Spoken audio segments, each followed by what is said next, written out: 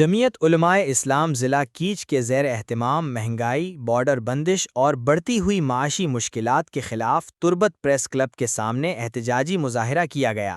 مظاہرے میں پارٹی کارکنوں، رہنماؤں اور شہریوں کی بڑی تعداد نے شرکت کی اور حکومت کے خلاف شدید نعرے بازی کی گئی۔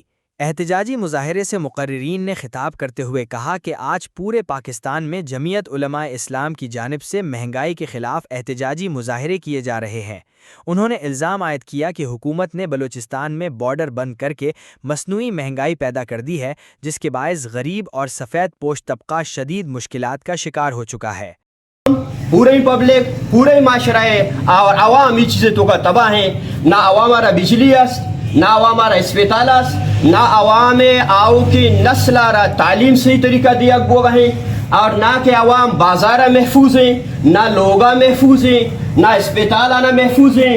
مرچہ و دور ادات کا کہ مسجد تا ہم معاشمہ محفوظ نہ ہنے۔ ایران وتی اما مہنگائی ہے کہ ایک بوجھ مسلمانہ نسرا یا عوام سر میرا دور اداتا عائشہ را کجا موڑیا کنٹرول بکنا وگرنہ جمعیت علماء اسلام عوام طاقت گما میدان کرتے۔